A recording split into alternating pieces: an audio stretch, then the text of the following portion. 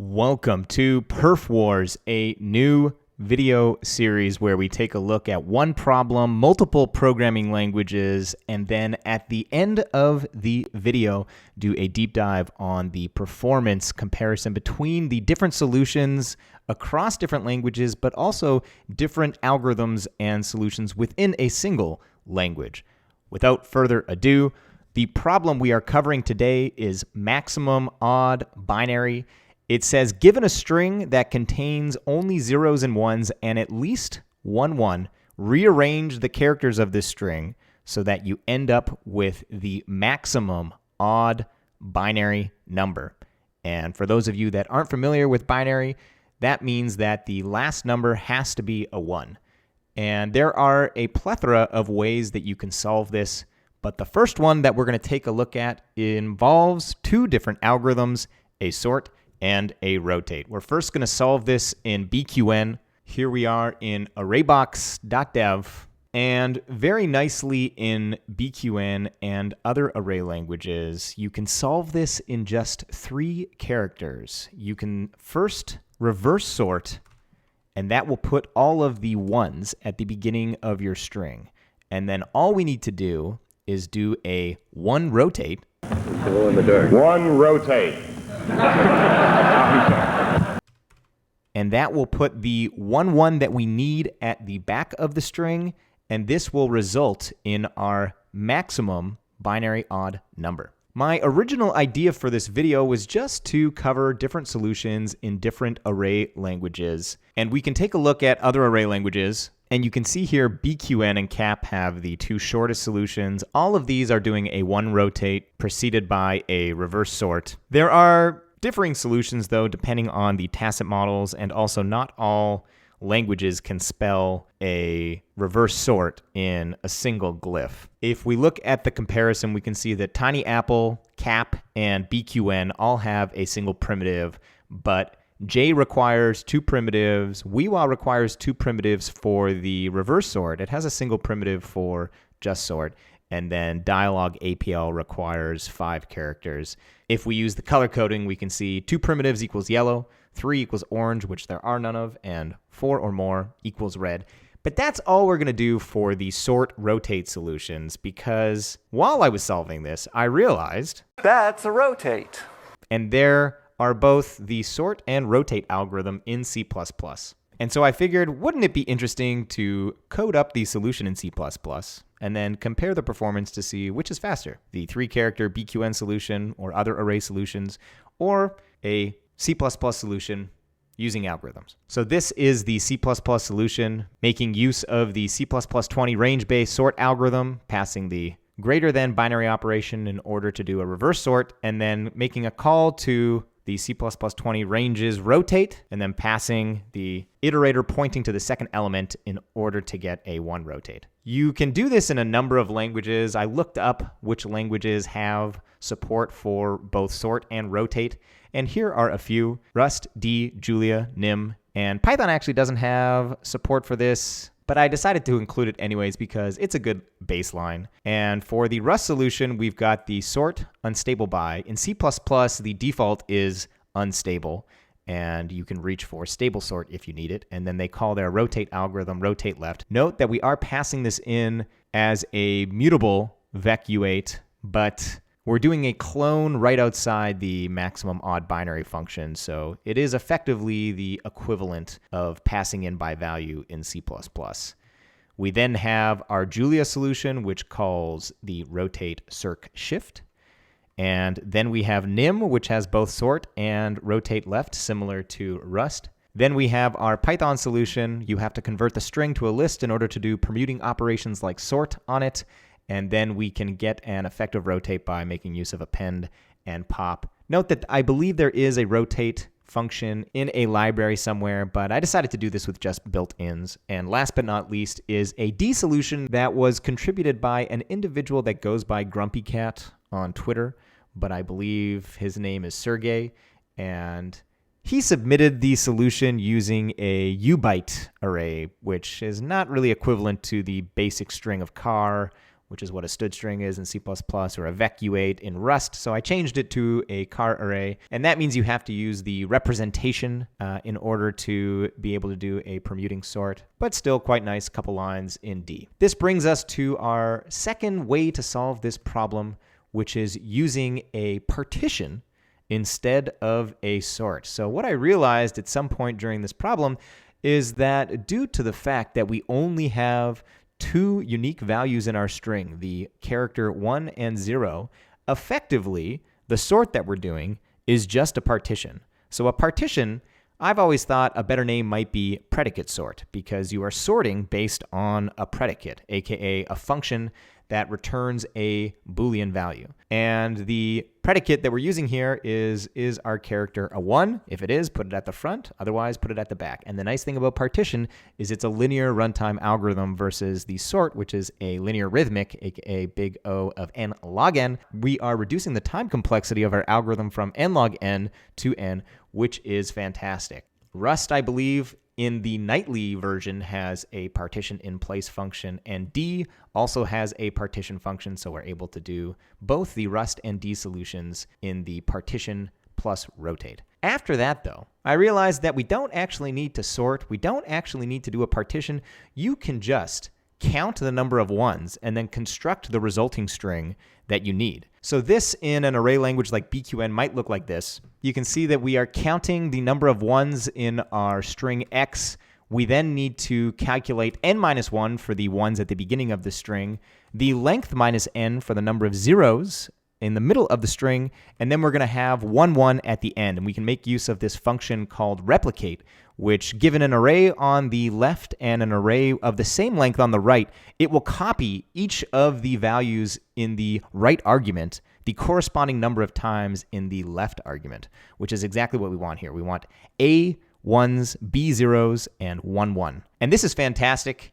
If you want the tacit solution, it would look like this, which is essentially the same thing.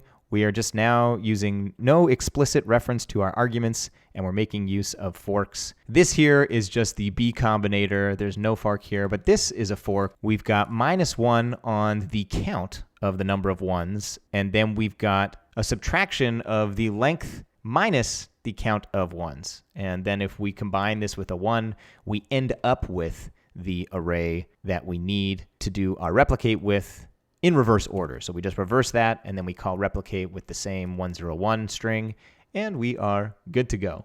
So what would this look like in our non-array languages? In C++, it might look something like this. You make a call to ranges count to get the count of the number of ones, and then you construct two different strings, n minus 1 ones and the length minus n zeros, and then you can combine those in order to get our resulting string. Note, you're probably thinking that there is a better way to do this, but 𝗦𝗢𝗏 on Twitter pointed it out, so we will put his solution in the next section. After C++, we can take a look at the Rust solution, a little bit more verbose, but this is avoiding the extra allocations that we had in the C++ solution, making a call to filter and count, and then using the extend and repeat functions in order to construct our string efficiently. After this, we have the D solution, once again submitted by Sergey. We're making a call to count, a couple calls to fill, and then we're returning our string. I've included a couple other count construct solutions in the profiling, but we're going to skip them for the sake of brevity here. And this brings us to our second last section before we get to the performance, which is the Twitter section. So at some point, I tweeted out a preview of the profiling results on all of Twitter, Mastodon, Blue Sky, and a bunch of folks replied. So thank you to everybody that replied. Thanks to Elias on Mastodon that, in response to this, added a performance improvement or optimization to the rotate primitive in cap, of which he is the author of, one of the array languages. And then also shout out to 𝗦𝗢𝗡𝗦, who is the creator of CBQN, which is the main implementation of BQN. He also added a couple optimizations and fixed a bug, a performance bug, in response to this. And as mentioned, Grumpy Cat was the one that submitted the D solutions, and Dimitri was the one that submitted a C++ solution. But the main thing that I wanted to point out was Barry Revzin pointing out that the one rotate on the reverse ordered array is basically just swapping the last one and the last 0, which means we don't even need to do a rotate. So you can see here, this is our previous best solution, a partition followed by a rotate. But if we have the partition point, which we can get one of two ways. You can just swap the two iterators pointing to the last element and the element right before the partition point. And the first way I thought was, well, if we need the partition point, there's an algorithm called partition point, where we can use to get the iterator, or the iterator at the partition point, and then the iterator right before that, or the element right before that, is going to be the one that we want to swap. But then 5 seconds after I had that thought, I realized, wait a second, doesn't partition return the partition point? In C++ 98, it does. In C++ 20, which is the algorithm that we're using here, the range overload, it returns you a range that starts with the partition point, which means that we need to get the previous of the iterator of the start of that range that the partition algorithm returns. So that's going to look like follows. We have to save our range and then do r.begin wrapped in a stood previous in order to get the last one that we want to switch with the last 0. And so now we've got, once again, a linear algorithm, but we are avoiding the rotate, which should be faster. The additional solutions that were provided by 𝗦𝗢𝗖𝗜𝗓𝗏 and 𝗟𝗟𝗏𝗏𝗧𝗜𝗔 were ones that avoided the allocations of the stood strings.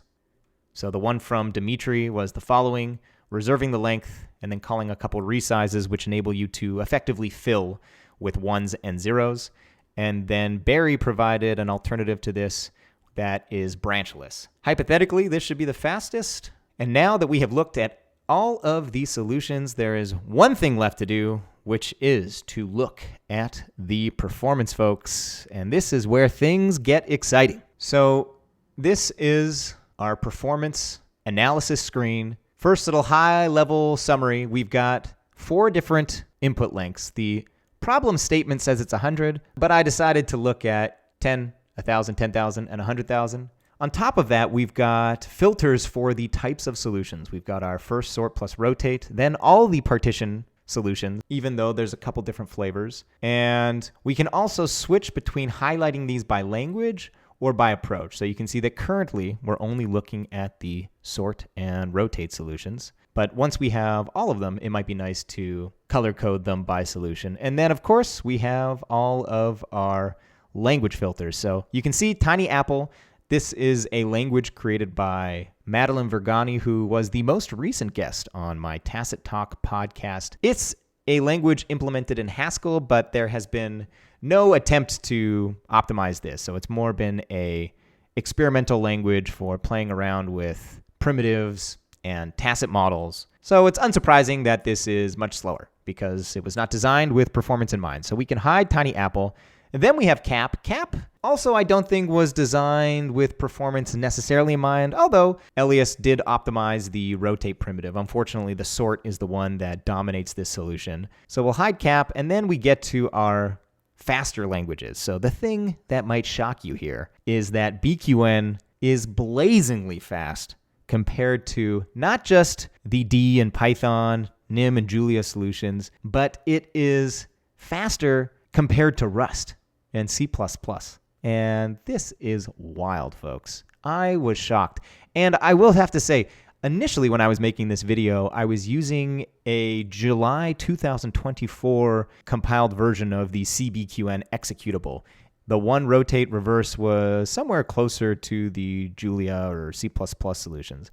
But after I grabbed the last 2 years of updates, it was winning by a long shot. We'll talk about why at the end of looking at all the different solutions. So if we add the partition solutions, we can see that we are only adding Rust, D, and C++ solutions. But even with the partition solutions added, BQN is still faster. Now note that if we, for a second, zoom in on these solutions, we've got the partition plus a rotate, then partition, and then partition plus partition point.